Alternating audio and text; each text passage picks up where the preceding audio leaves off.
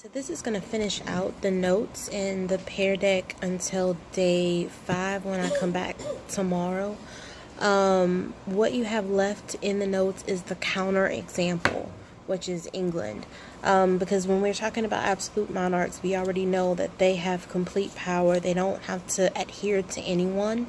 But that's not quite the case for England. Even though England will have very strong kings, they're never really, like, it's argued that if they were actually absolute in comparison to the other kings that we've already talked about.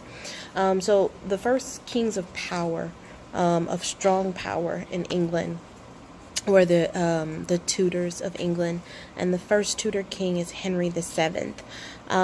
He was king in 1485 after winning a 100-year war called War of the Roses, where different nobles were fighting over who would actually rule England. But in that time, England always had a very powerful parliament, which is kind of like our Senate or representative body for the people. They had that all the way since the 1200s. And Parliament was able to gain power bit by bit over the course of years to where that they were a force to be reckoned with in England. And the kings got their power by working around and about Parliament, not through Parliament. So one of the examples of Henry VII and why he was able to be a very powerful king, he will rebuild the commercial prosperity of England. He is going to encourage foreign trade, and he is very careful with spending. So he's basically going to take England from being a very insignificant island in Europe to a force to be reckoned with, which will get them a lot of enemies. So we already talked about how France and Spain were enemies of England, but this is why. It's because they were engaging in that commercial activity that both France and Spain actually wanted. Now, we already talked about Henry VIII as far as his religious side, so you know that Henry VIII was able to control religion, and that's one of the traits of absolutism. He broke away from the church, and by doing that, he made all of the future kings of England control religion in England by doing that act of supremacy. But one thing that made Henry VIII a great king, besides taking that very forceful action and saying, hey, we're going to do this and this is how it's going to be, he was very wise militarily. He made England a naval power, and that was very important for England because it was an island. Henry VIII knew that England would have to go out and get resources from other people in order to be a country of note. And so he started laying the foundations for that. But in order to do all of the changes that he made, and he made plenty, he had to work with his parliament. It's not something that he could just say, I'm going to get rid of Parliament and do what I'm going to do. He had to negotiate. He had to bribe. He had to marry off people in order to keep his power strong enough to control the Parliament. They were still there and a force to be reckoned with. Now, after Henry died, that's when we get to Mary, and Mary also ruling absolutely, but she also had to get a sense of power from Parliament or over Parliament, and that is why she married Philip II of Spain. He gave her enough power to deal with Parliament.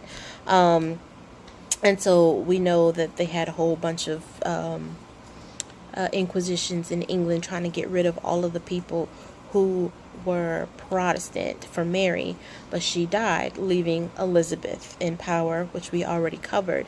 But now it's time to talk about Elizabeth the Queen, because she is probably one of the best queens, best monarchs, period, point blank, in England. Like, you can probably go to England and they'll argue that Elizabeth I was the best queen ever. She was very forceful. She knew her mind, and she had a plan for England.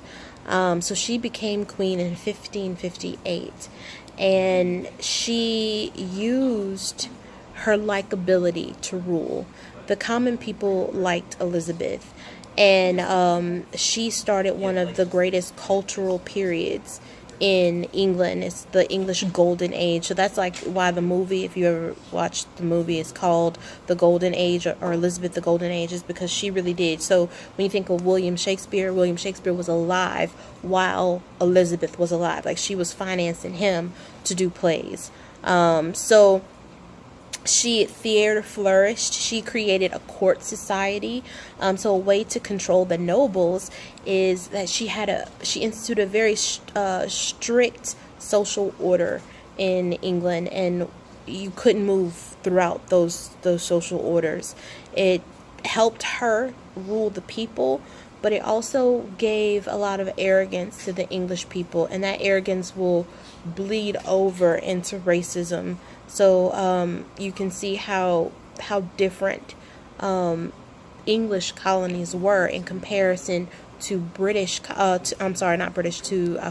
and Spanish colonies.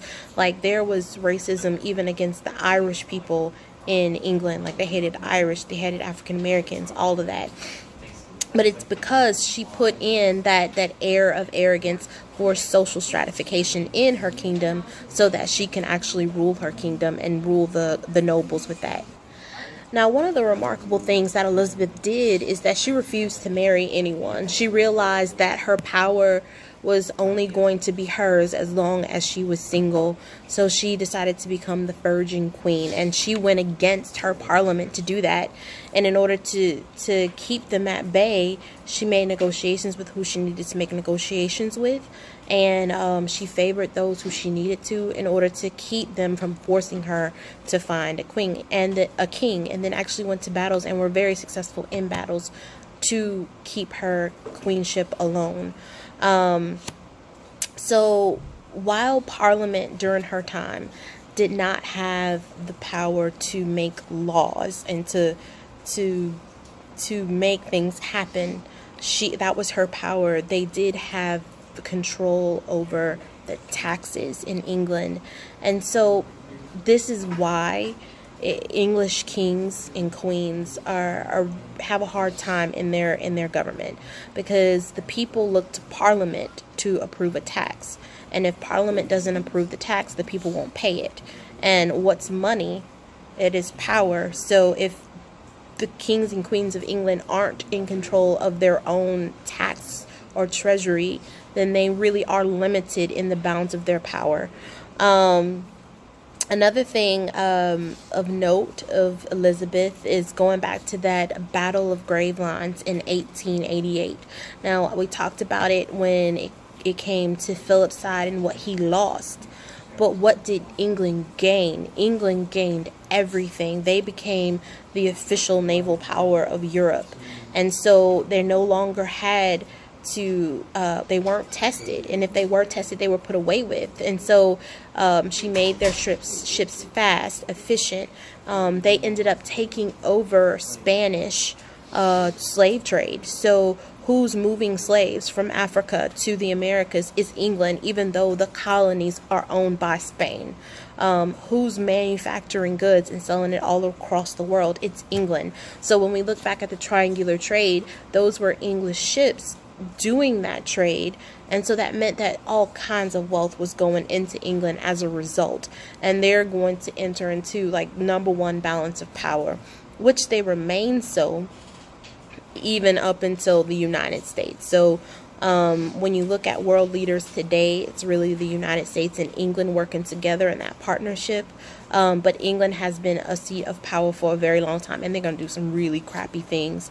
We're going to spend the most part of this 9 weeks and half of next looking at all of the damage, you could say, England caused to Asia, Africa, China. Like, they did some ruthless stuff in the name of money, but that's what it was all about.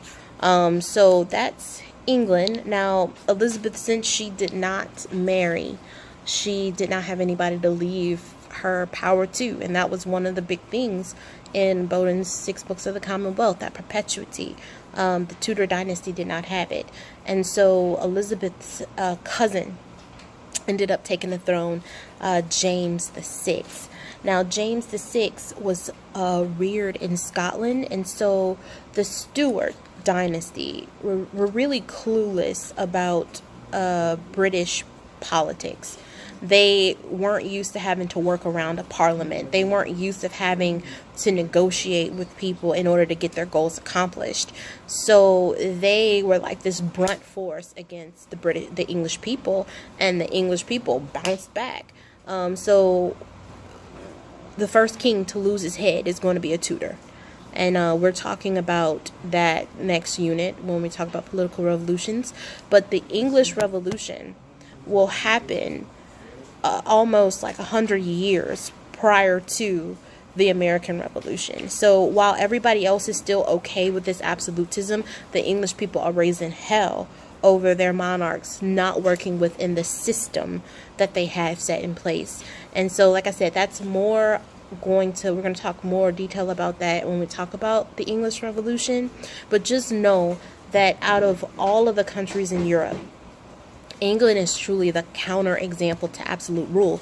The people have a lot more power in England than anyone else in Europe, where the subject just does what the king says.